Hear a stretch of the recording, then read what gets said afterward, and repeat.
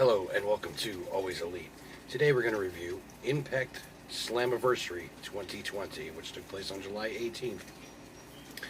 First up, it was the Rascals versus TBA. They issued an open challenge. Well, it was the Motor City Machine Guns, Alex Shelley and Chris Sabin. Surprise, surprise, because I thought it would be the Good Brothers. Starts off slow with both teams feeling each other out. Motor City Machine Guns returned to Impact after a few years off. I guess they were in Japan, wrestling over there. Motor City falling behind early. Doesn't look like they were prepared for the Rascals. Motor City takes out Dez and takes over. Dez was out for a good chunk of this match. I mean, it probably almost, I'd have to say 7 or 8 minutes, easy.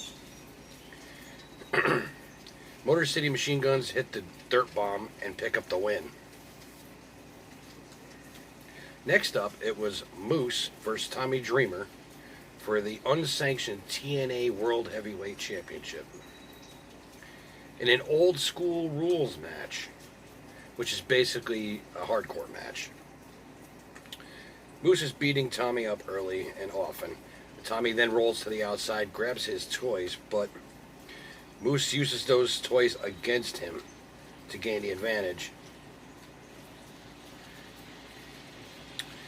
This just wasn't a match, this was just a fight, because Tommy was pissed off that Moose declared himself the TNA World Champion.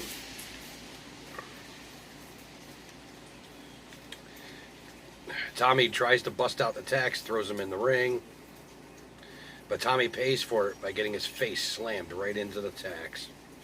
Moose hits a wicked spear and gets the 1-2-3 to retain his TNA World Heavyweight Championship. Next up, it was the Knockouts Gauntlet match for the #1 contendership to the Knockouts title. First out is Tasha Steelz and Kylie Ray. Rules are to start, and every 2 minutes, another woman would come out to the ring. Elimination only occurs by going over the top rope in a battle royal style, which is kind of odd for a gauntlet match. But when it gets to the final two, it's a one-on-one, either pinfall or submission to win.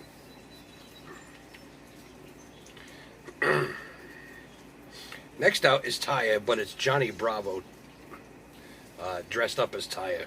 They quickly eliminate him very quickly. I don't know if this counts, but we'll see. Next out was Kira Hogan. Then it was, the next one after that was Susie. There wasn't a lot of eliminations early, so Kylie eliminates Tasha with a super kick. Next out was Katie Forbes. Then it was Madison Rayne. Then it was Havoc. Then Taya Valkyrie comes out. I guess that thing earlier was just a distraction for Taya. Then it was Alicia Edwards. Taya eliminates Katie Forbes. Next out was Nevaeh. And last out was Rosemary. Taya eliminates Susie. Johnny Bravo comes back out dressed like Rosemary, and he looked awful. Johnny just gets eliminated. Or I'm sorry, Johnny eliminates Havoc, which I guess counts. I don't know. And Kylie throws out Bravo right after that. Kylie punches Madison off the apron.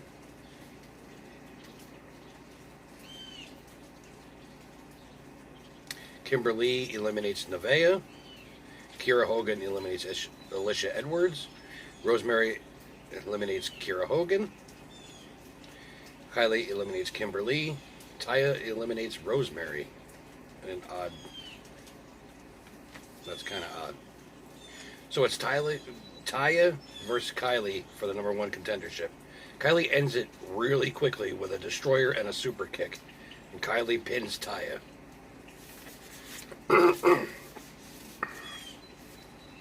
Right after the match, Heath comes into the ring, so I guess it's just Heath now. Raju comes out to confront Heath. Raju says Heath is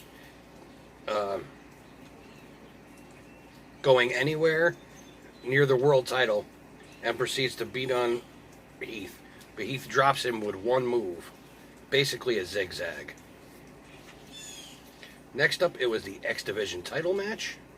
It was Chris Bay versus Willie Mack. Early on, Willie outsmarts Chris and beats him up on the outside.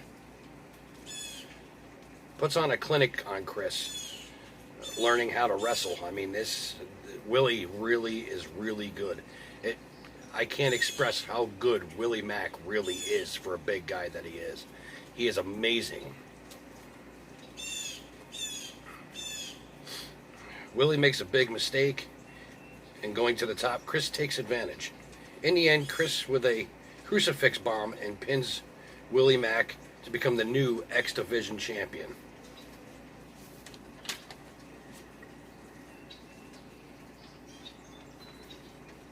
Heath and Rhino say hello in the back, but Heath is told to leave because they're not allowed to have non-signees in the building while it's a closed set. As you may know, they were tag team champs in WWE. However, times have changed. Then it's time for the tag team title match. It's the North versus Ken Shamrock and Sami Callihan. What an odd pair. But as the saying goes, bitter enemies make better partners.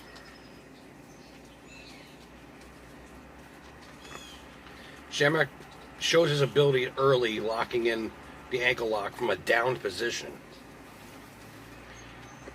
Sami tags in and uses his aggressiveness to take the advantage. Sami and Ken working together great for the first half of this match. The North had very little offense up to this point. The North fight back and almost choke out Sami. Late in the match, dueling ankle locks applied.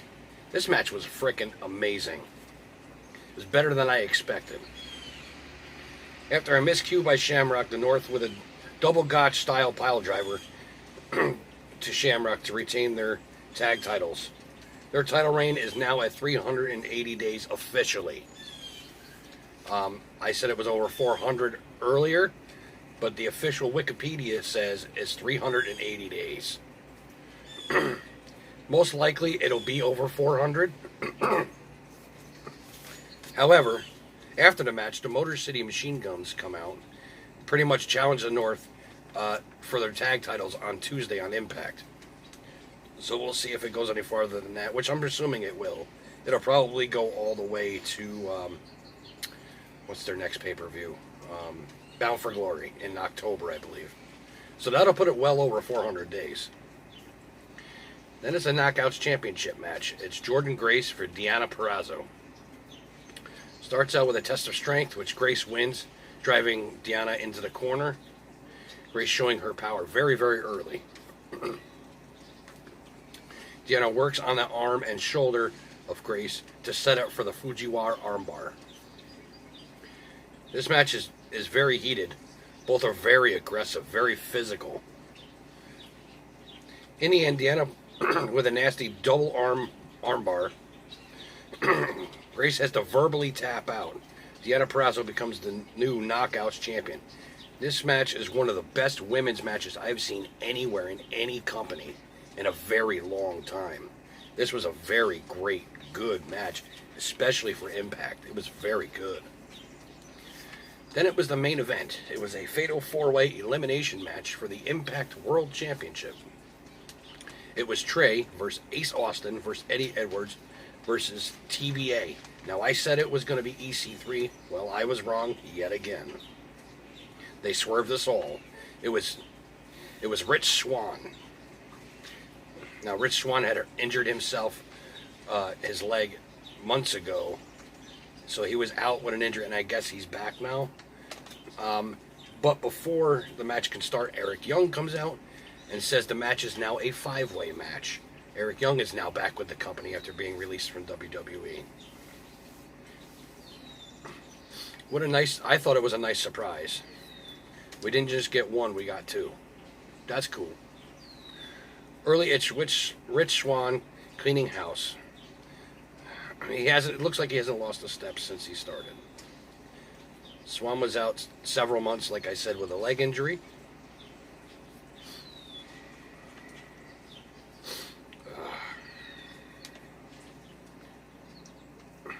After all that shenanigans and stuff, Eddie was beating up on Swann and Ace, but Ace's partner, Madman Fulton, intercepts Eddie and takes him out.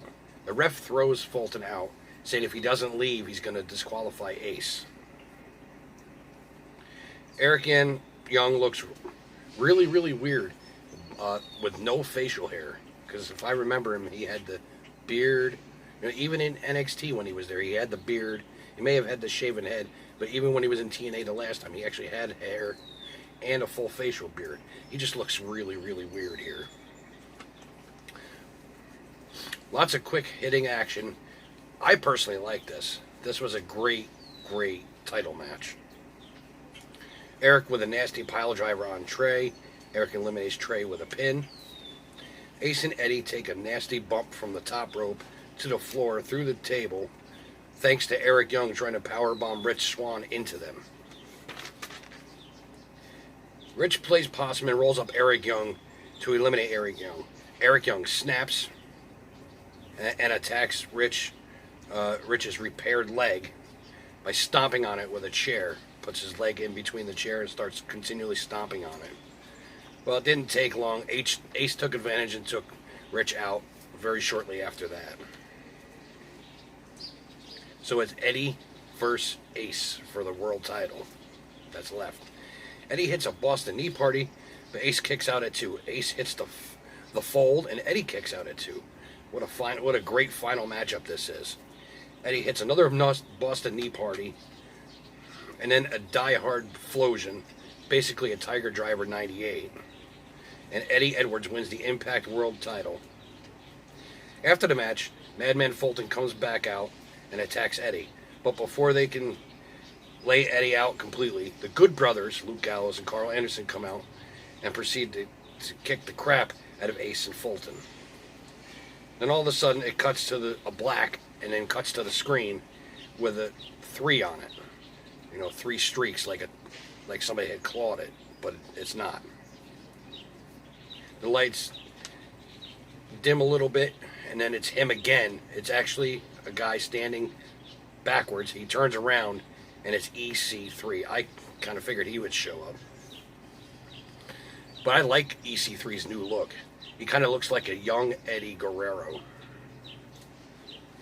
Well, that's all there is to that pay-per-view. Let me know in the comments below what you thought of the pay-per-view. I thought it was amazing. I really did. I give it 5 out of 5 for this one, which is very rare for an Impact, especially for me. I don't think they're usually very good, but this one was excellent. Until next time, always be elite.